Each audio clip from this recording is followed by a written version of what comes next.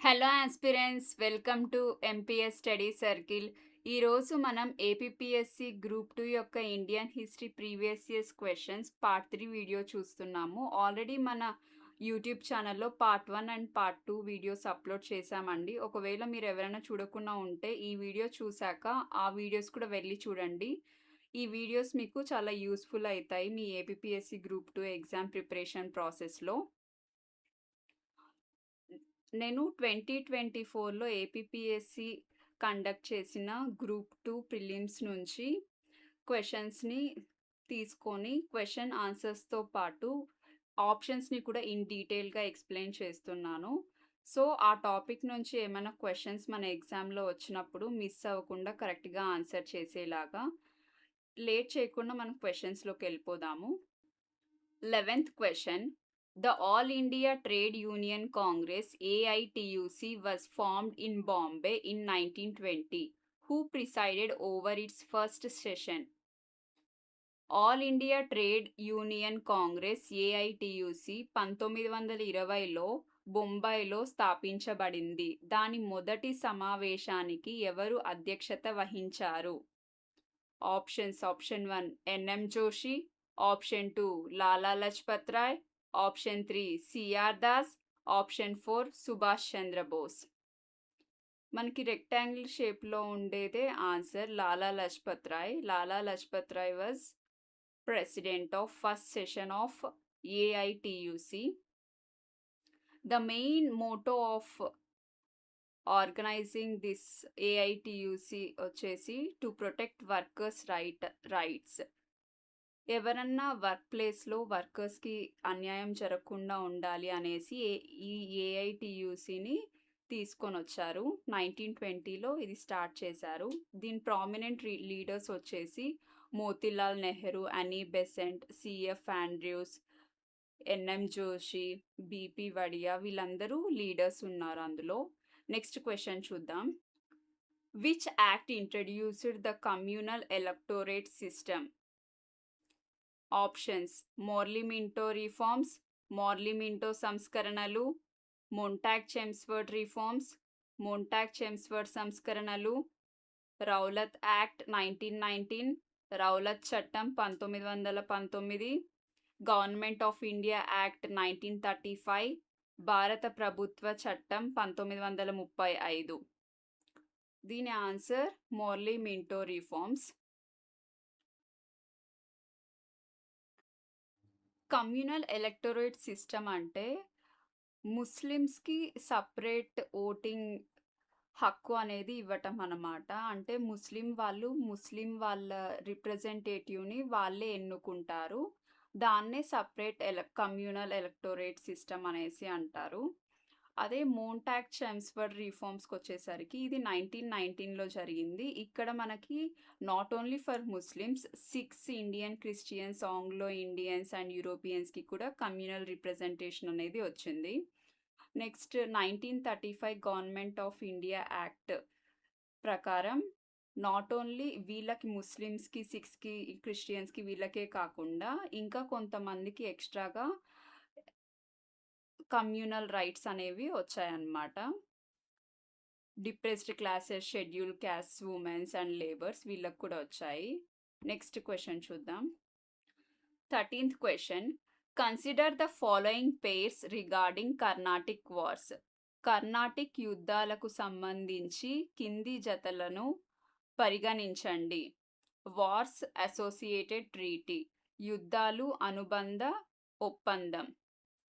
First Carnatic war, treaty of Aix-la-Chapelle. Second Carnatic war, treaty of Yandabo. Third Carnatic war, treaty of Paris. మొదటి కర్ణాటిక్ యుద్ధం, ఎక్స్లా-చాప్లే ఒప్పందం. రెండవ కర్ణాటిక్ యుద్ధం, యండాబో ఒప్పందం. మూడవ కర్ణాటిక్ యుద్ధం, ప్యారిస్ ఒప్పందం. Which of the pairs given above are correctly matched? పైన ఇచ్చిన జతలలో ఏవి సరిగ్గా సరిపోయాయి? 1 and 3 అంటే ఇక్కడ ఫస్ట్ కర్ణాటిక్ వార్కి, థర్డ్ కర్ణాటిక్ వార్కి వాళ్ళు ఇచ్చిన ట్రీటీ అనేది కరెక్ట్. సెకండ్ కర్ణాటిక్ మాత్రమే రాంగ్. సెకండ్ కర్ణాటిక్ వార్కి వచ్చేసి ట్రీటీ ఆఫ్ పాండిచ్చేరి. దీన్ని ఇన్ డీటెయిల్గా చూద్దాము. So when we talk about wars, మనకి వార్స్ అనేసరికి అది ఎప్పుడు జరిగింది, దానికి కారణం ఏంటి, అది ఎవరెవరి మధ్య జరిగింది, అందులో ఎవరు గెలిచారు, గెలిచాక వాళ్ళ మధ్య జరిగిన ఒప్పందం ఏంటి, ఈ పాయింట్స్ని మనము గుర్తుపెట్టుకోవాలి ఎగ్జామ్ పాయింట్ ఆఫ్ వ్యూలో. అలా అనేసి నేను ఒక టేబుల్ తయారు చేశాను. ఫస్ట్ మీకు ఒకవేళ ఈ స్లైడ్ అనేది యూస్ఫుల్ అనిపిస్తే స్క్రీన్ షాట్ తీసుకోండి, లేకపోతే నోట్స్ చేసుకోండి. ఈ స్లైడ్ అనేది రియల్గా చాలా important me exam point of వ్యూలో. ఫస్ట్ కర్ణాటిక్ వార్ అనేది మనకి 1746 to 1748 జరిగింది. Second Carnatic war 1749 to 1754. Third Carnatic war 1758 to 1763. ప్రతి ఒక్క యుద్ధానికి మనకి దాని కారణం ఏంటి, ఎవరి మధ్య జరిగింది, దాన్ని ఎలా ముగించుకున్నారు, ఏ ఒప్పందంతో ముగించుకున్నారు అనేసి ఉంటుంది. అలా అని ఫస్ట్ కర్ణాటిక్ వార్కి మనకి ఆస్ట్రియన్ వార్ ఆఫ్ ససెషన్ అనేది కారణం అన్నమాట. దానికి మెయిన్ రీజన్ ఏంటంటే మరియా తెరీసాని ఆస్ట్రియాకి రూలర్గా అపాయింట్ చేసేసరికి ఫ్రాన్స్ వాళ్ళు అపోజ్ చేశారు. అదే బ్రిటిష్ వాళ్ళు వచ్చేసరికి సపోర్ట్ చేశారు. దీనివల్ల అక్కడ స్టార్ట్ అయిన యుద్ధం ఇక్కడ వరకు దారి తీసింది. ఇక్కడ ఫ్రెంచ్ తరపున డూప్లే వర్సెస్ నవాబ్ ఆఫ్ కర్ణాటిక్ అన్వరుద్దీన్కి యుద్ధం జరుగుతూ ఉంటే అన్వరుద్దీన్ ఖాన్కి బ్రిటిష్ వాళ్ళు సపోర్ట్ చేశారు. ఈ ఫస్ట్ కర్ణాటిక్ వార్లో మనకి ఫ్రెంచ్ వాళ్ళే విన్ అయ్యారు. సో ట్రీటీ ఆఫ్ ఎక్స్లా చాప్లే అనేది జరిపేసి కర్ణాటిక్ని మళ్ళీ రిటర్న్ ఇచ్చేశారు. నెక్స్ట్ సెకండ్ కర్ణాటిక్ వార్ జరిగినప్పుడు దానికి కారణం వచ్చేసి war of successor in Hyderabad and Carnatic. Next అంటే ప్రెజెంట్ ఉన్న రాజు చనిపోయేసరికి నెక్స్ట్ ఆ ప్లేస్లోకి ఎవరు వస్తారు అనేసి హైదరాబాద్లోను దాంతోపాటు కర్ణాటిక్లోను యుద్ధం అనేది జరిగిందనమాట. ఫ్రెంచ్ తరపున వచ్చేసరికి ఫ్రెంచ్ సైడ్ వచ్చేసరికి మనకి చందా సాహిబ్ అండ్ ముజఫర్ జంగ్. మనకి కర్ణాటిక్లోనూ కొత్త నవాబ్ కావాలి, అదే టైంలో మనకి హైదరాబాద్లోనూ కొత్త నవాబ్ కావాలి. కాబట్టి రెండు ప్లేస్లలోనూ మనకి ఇద్దరిద్దరు ఉంటున్నారనమాట దానికి పోటీగా. అందుకోసం ఒకరు వచ్చేసి ఫ్రెంచ్ సైడ్ వెళ్ళేసి హెల్ప్ తీసుకున్నారు, ఇంకొకరు వచ్చేసేసి బ్రిటిష్ సైడ్ వెళ్ళి హెల్ప్ తీసుకున్నారు. చందా సాహిబ్ నవాబ్ ఆఫ్ కర్ణాటిక్, ముజఫర్ జంగ్ నిజాం ఆఫ్ హైదరాబాద్, వీళ్ళు వెళ్ళి ఫ్రెంచ్ని హెల్ప్ అడిగారు. అదే మొహమ్మద్ అలీ ఖాన్ వలజా నవాబ్ ఆఫ్ కర్ణాటిక్, నాజీర్ జంగ్ వచ్చేసి నిజాం ఆఫ్ హైదరాబాద్, ఇతను వెళ్ళేసి బ్రిటిష్ సైడ్ హెల్ప్ అడిగాడు అనమాట. ఇక్కడ మనకి బ్రిటిష్ వాళ్ళు గెలుస్తారు. ఇక్కడ మనకి రాబర్ట్ క్లైవ్ని మనము హీరో ఆఫ్ ఆర్కాట్ అనేసి కూడా అంటాము. బ్రిటిష్ వాళ్ళు గెలిచాక ట్రీటీ ఆఫ్ పాండిచ్చేరి అనేది జరిగింది. ట్రీటీ ఆఫ్ పాండిచ్చేరి జరిగాక ఫ్రెంచ్ వాళ్ళ సెటిల్మెంట్స్ అన్ని ఫ్రెంచ్ వాళ్ళకి రిటర్న్ చేసేసారు. నెక్స్ట్ థర్డ్ కర్ణాటిక్ వార్లో దీనికి కారణం వచ్చేసి 7 years war between British and French. అక్కడ యూరోప్లో 7 years కంటిన్యూస్ వార్ జరుగుతూ ఉంటే అదే మన ఇండియాలో కూడా రిఫ్లెక్ట్ అయింది. కౌంట్ డే లల్లీ ఫ్రెంచ్ తరపున, సర్ ఐకూట్ వచ్చేసి మన బ్రిటిష్ తరపున, వీళ్ళిద్దరు ఫైట్ చేసి వీళ్ళిద్దరి మధ్య కూడా లాస్ట్కి ఒక ఒప్పందం 1763లో అయింది. అది ట్రీటీ ఆఫ్ ప్యారిస్. దీంతో ఫ్రెంచ్ వాళ్ళు ఇంకా మొత్తం ఇక్కడ కంప్లీట్ అయిపోయేసేసి ఫ్రెంచ్ వాళ్ళు వాళ్ళ సెటిల్మెంట్స్ అంతా క్లోజ్ చేసేసి వాళ్ళు ఒక కన్ఫైన్డ్ ప్లేస్కి ఉండిపోయారనమాట. మిగతా ప్లేసెస్లో మొత్తం బ్రిటిష్ వాళ్ళు రూల్ చేశారు. నెక్స్ట్ క్వశ్చన్కి వెళ్దాం. 14th question.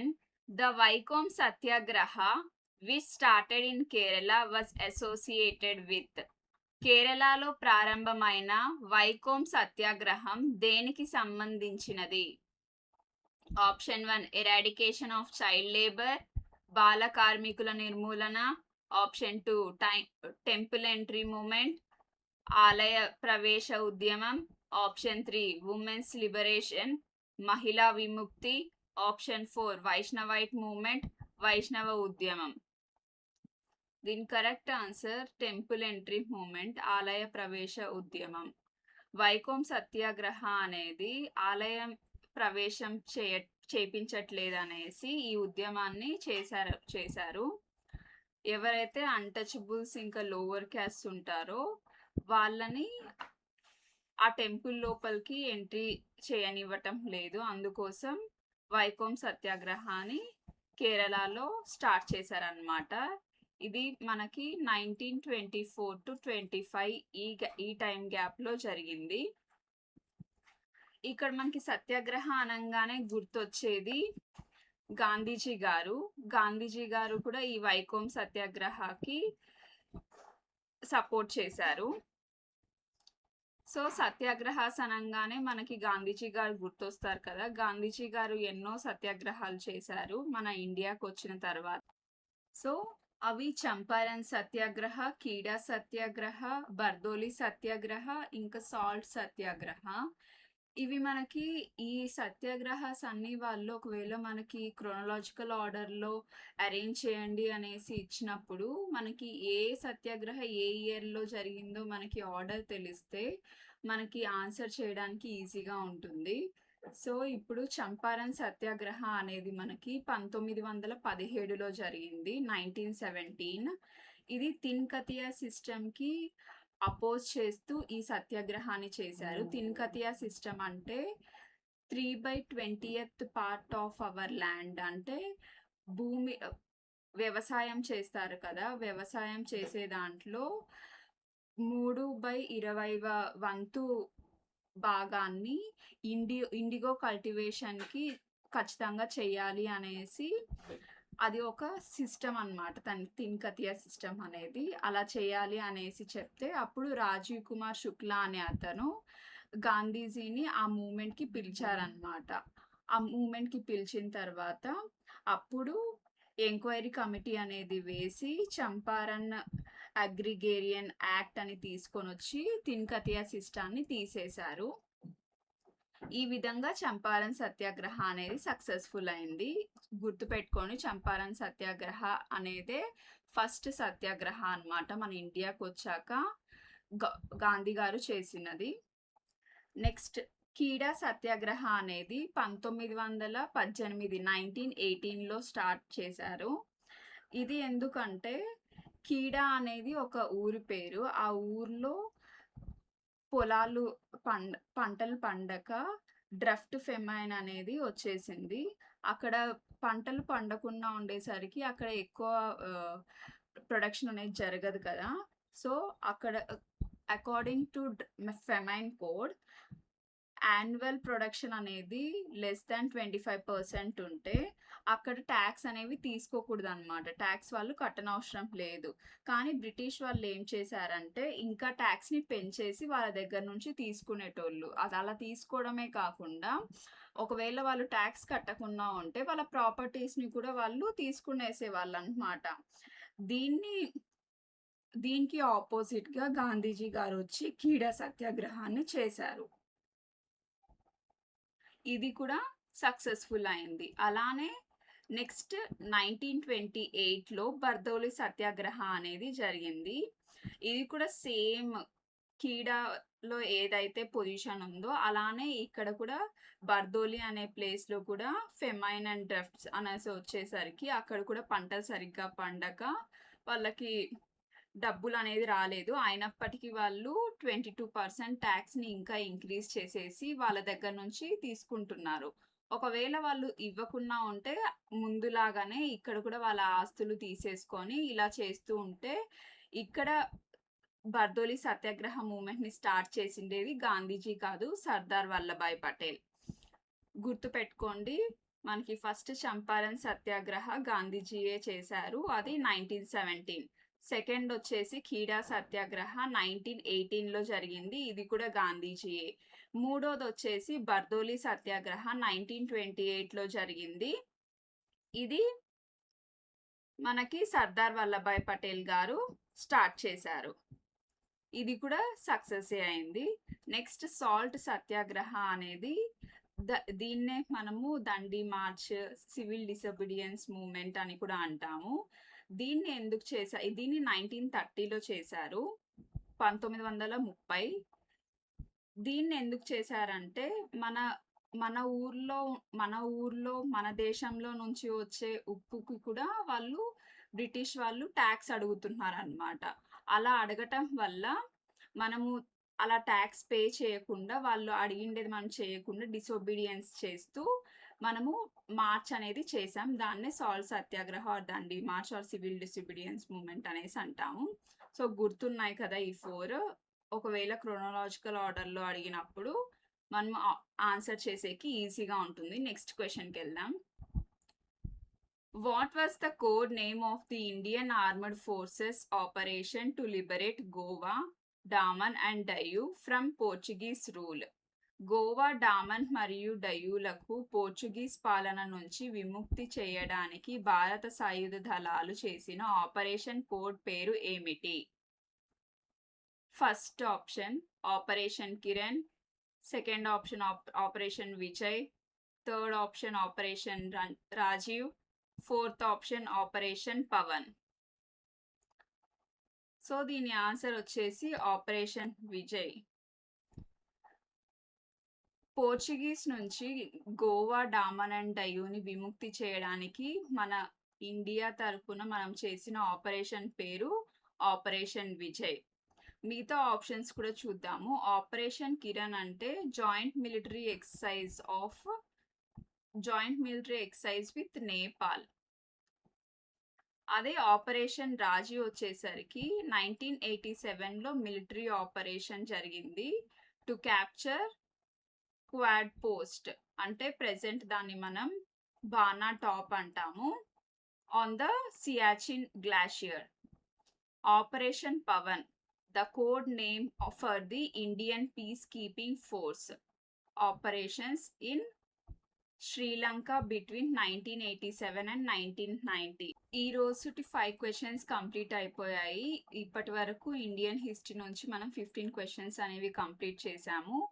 ఇంకొకసారి చెప్తున్నాను, ఒకవేళ మీరు ఇంతకు ముందు క్వశ్చన్స్ చూడకుండా ఉంటే మన యూట్యూబ్ ఛానల్లో ఆల్రెడీ వీడియోస్ ఉన్నాయండి. ఆ క్వశ్చన్స్ని కూడా చూడండి. It will be useful for you. మీకు నా వీడియో నచ్చినట్టయితే లైక్ చేయండి, ఛానల్ని సబ్స్క్రైబ్ చేసుకోండి. అలానే ఏపీపీఎస్సీ గ్రూప్ 2కి ప్రిపేర్ అవుతున్న మీ ఫ్రెండ్స్కి ఈ వీడియోని షేర్ చేయండి. Thank you.